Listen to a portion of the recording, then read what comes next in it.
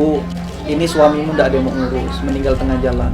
Karena tiap pagi dia bawa khamar, tiap malam balik dari tempat pelacuran. Kata warga saksi sendiri, ya kan? Istrinya nangis. Udah ku bilang basnya, janganlah ngerjakan itu. Saya bersumpah demi Allah, saya bersaksi suami saya ini orang soleh. Ya Allah.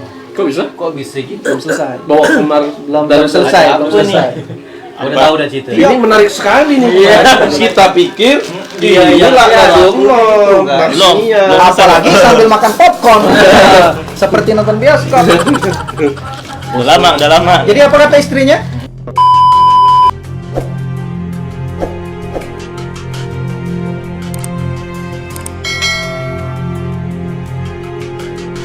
Jadi ketika itu ada seorang pemuda. Tuh, coba ya.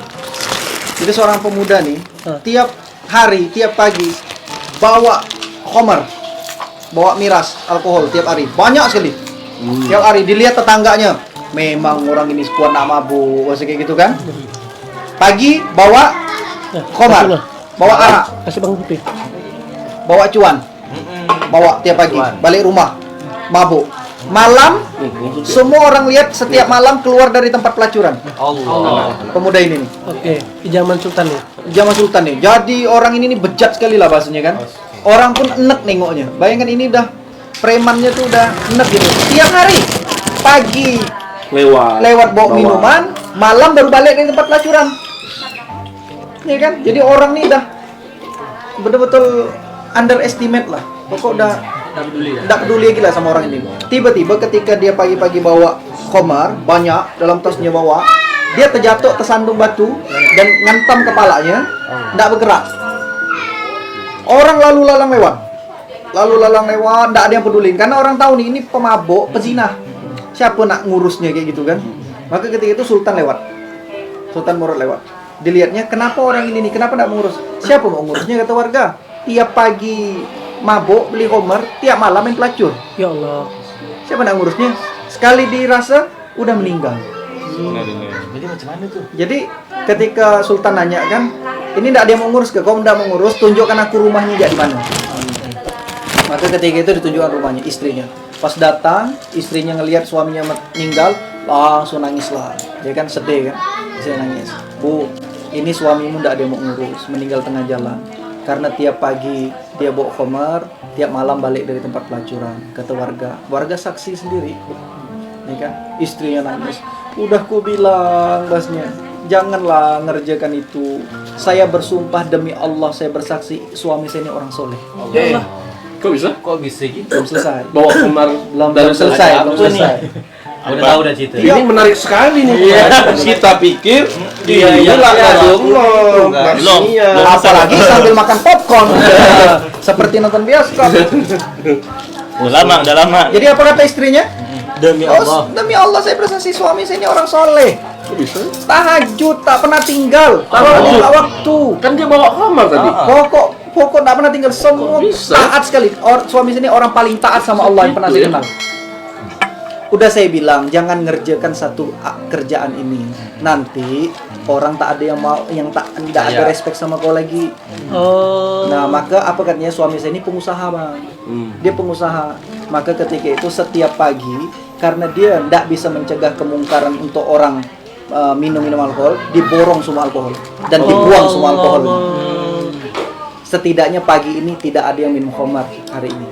Ya Allah. Kedua, ketika malam pelacur, Dibayar di-booking semua pelacur, setidaknya tidak ada laki-laki yang main Ya pelacur hari ini Allah. dari duitnya untuk mencegah kemungkaran. Allah. Itu bukan soleh lagi tuh. Bayangin. Maka kata Rasulullah SAW, amar ma'ruf adalah sedekah, nahi mungkar adalah sedekah. Nah, ini nanti saya lanjutkan hadisnya lagi. Ada lagi hadisnya itu. Bahwa setiap tasbih adalah sedekah, subhanallah, setiap tahmid sedekah hadisnya, setiap takbir sedekah, setiap tahlil sedekah, amar ma'ruf sedekah, nahi mungkar itu sedekah. Maka ketika kita tak bisa cegah orang untuk jangan kau minum segala macam, maka setidaknya ketika melihat kemungkaran cegahlah dengan tanganmu. Kau tak bisa dengan lisanmu. Kalaupun tak bisa, ingkari dalam hati, dan itu selemah-lemah nahi mungkar. Kita cuma tak suka ya dengan itu, nah, gitu. Itu selemah-lemahnya. Maka orang ini udah mencegah nahi mungkar. Ya kan? Dahsyat programnya. Nah, maka dibeli setiap. Jadi untung dari usaha dia tuh untuk mencegah kemungkaran. Cuma image-nya yang kurang bagus. Maka ketika itu istri bilang, janganlah kayak gitu, Pak. Nanti orang mandang jadi jelek. Apa kata suaminya waktu masih hidup? Tenang saja kan. Nanti dia udah tahu, dia selalu berdoa sama Allah. Kalaupun nanti tidak ada orang kampung yang mau sholatkan aku, mandikan, kuburkan aku minta sama Allah, sultan dengan seluruh ulama kerajaan yang nyolatkan aku. Allah. Dan yang ketemukan mayatnya siapa? Sultan.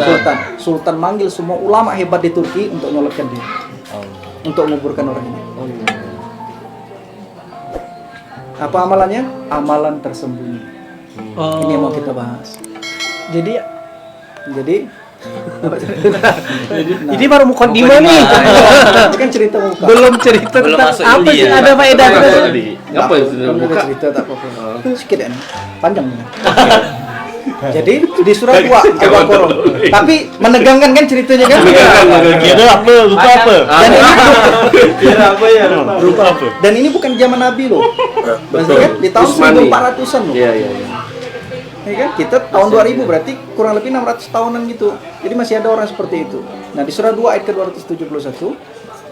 Di surah 2 ayat ke-271. A'udzu billahi minasyaitonir rajim. Bismillahirrahmanirrahim. Wa ma- In tubdus sadaqati fa ni'mahi wa in tukhfuha wa tu'tuhal fuqara fa huwa khairul lakum wa yukaffiru 'ankum min sayyi'atikum wallahu bima ta'maluna khabir.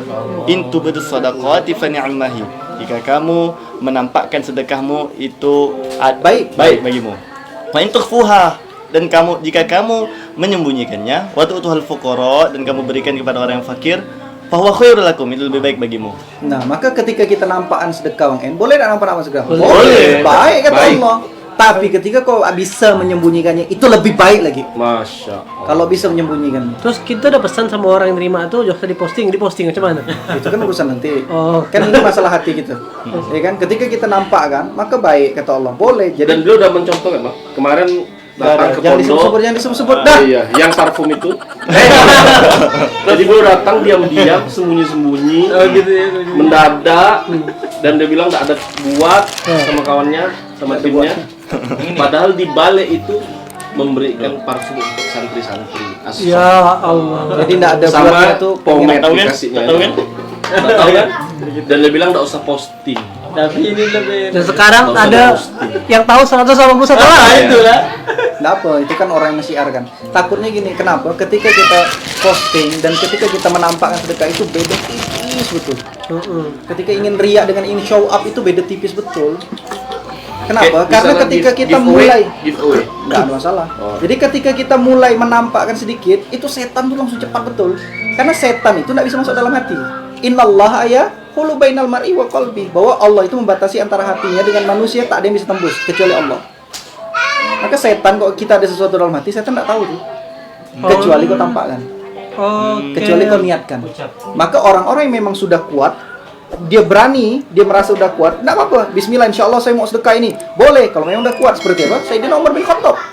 Kuat Sayyidina Umar bin Khattab. Ketika kita mau perang kata Rasulullah, siapa yang mau sedekah? Umar bin Khattab angkat tangan di depan orang-orang. Saya sedekah 40%. Bayangkan 40% kekayaan. Semuanya untuk perang. Semua orang enggak mau kalah. Oh, Umar yang 40 malu lah gitu. Kan gitu. Nah, akhirnya semua 40% karena di bawah itu malu nih. Udah selesai semua, Abu Bakar udah selesai. Ya, Abu Bakar benar. diam-diam ngetok rumah Rasulullah. Ya Rasulullah, aku mau sedekah. Tadi kan pada angkat tangan, enggak apa-apa lah. Mau sedekah berapa? 100%.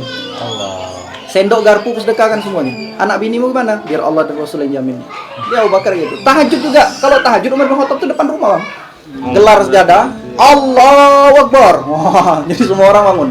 Itu tipe Sayyidina Umar bin Khattab. Kalau Abu Bakar di rumah, di kamar, di balik pintu. Dia nggak di ketahuan. rumah, di kamar, di balik pintu kamar lagi. Di situ orangnya gitu. Betul-betul sembunyi betul-betul. Bahkan ada satu ulama juga saking pengen menyembunyikan amalan tahajudnya, ketika subuh itu pura-pura jadi ketika pura-pura baru bangun subuh, padahal dia tak tidur dari malam tuh, saking ingin menyembunyikan amal. Maka kata ulama, sembunyikanlah amal kalian sebagaimana kalian menyembunyikan dosa. Itu yang belum tuh. Kalau dosa pasti kita tutupi. Tutupi, orang lain tak mau tahu. Tahu. Tapi kalau soal amal, Kita pengen show up, itu beda tipis. Dan kita tidak bisa ngejudge orang. Yang tahu hatinya hanya diri dia sendiri. Ya, Yang jadi tahu hati bicara kita, diri kita dong. yang tahu hati kita hanya hati kita sendiri. Dan di Mau sini- orang lain bilang ria, nggak peduli. betul. Dan di sini poin faedah ya, kawan-kawan. Ketika kita membaca ayat-ayat Allah di sekitar kita, tujuannya bukan untuk menilai orang. No. Tujuannya adalah untuk Memperbaiki diri. Memperbaiki diri. Innallaha yuhibbut tawabina wa yuhibbul mutatahhirin. Allah paling cinta dengan orang yang selalu perbaiki diri. Ini di surah 2 ayat ke-222. Nah, kenapa kita harus ada amalan tersembunyi Bang En? Setidaknya ada satulah kita amalan tersembunyi. Karena nanti di akhirat ketika itu ada orang-orang yang Allah masukkan surga secara diam-diam. Nanti kita akan tanya, Bang En mana? Ya Allah, Bang En mana? Si fulan mana? Udah kemasukan surga. Kok nggak kelihatan? Karena aku masuk surga karena dia punya amalan sembunyi-sembunyi di dunia. Maka aku sembunyi-sembunyikan dia langsung cepat masuk surga. Karena amalan-amalan tersembunyi tiba-tiba udah ada ya di surga. udah ada di surga. Kenapa? Karena ketika kita salah niat sedikit saja, maka tadi itu sedekah salah niat ada sedikit, maka sedekah itu akan terbakar sebagaimana api membakar kayu bakar.